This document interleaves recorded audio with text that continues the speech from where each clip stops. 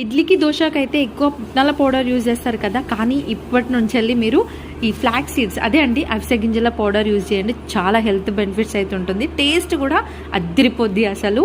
ఇది ఎలా చేసుకోవాలంటే చాలా సింపుల్. దీనికి కొంచెం ఆయిల్ వేసుకున్న తర్వాత ఒక పెద్ద కప్పు వరకు మనము ఫ్లాక్ సీడ్స్ తీసుకొని మంచిగా వేయించి పక్కన పెట్టుకోవాలి.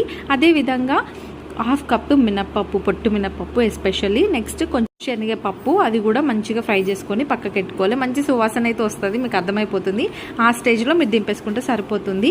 సో నెక్స్ట్ అయితే కొన్ని ధనియాలు, జీలకర్ర అవి కూడా వేయించి పక్కన పెట్టుకోండి. అట్ ద ఫైనల్గా అయితే ఒక 20-25 వరకు మిరపకాయలు, నెక్స్ట్ 3 ఎల్లిగడ్డలు, కొంచెం చింతపండు వేసుకొని అవి కూడా ఫ్రై చేసుకొని అన్నీ కూడా మిక్సీకి వేసుకోవడమే. Coming to the benefits of flax seeds, దీని అయితే మెయిన్గా ఫైటో ఈస్ట్రోజన్ ఉంటుంది. అది ఫీమేల్ సెక్స్ హార్మోన్ అయినా ఈస్ట్రోజన్కి సిమిలర్గా ఉంటుంది. ఇంకా ఫైబర్ కంటెంట్ ఎక్కువ ఉంటుంది, ఒమేగా 3 ఫ్యాటీ యాసిడ్స్ ఉంటుంది, ఆక్సిడెంట్స్ ఉంటుంది. ఇన్ని ఉన్నాయి కదా.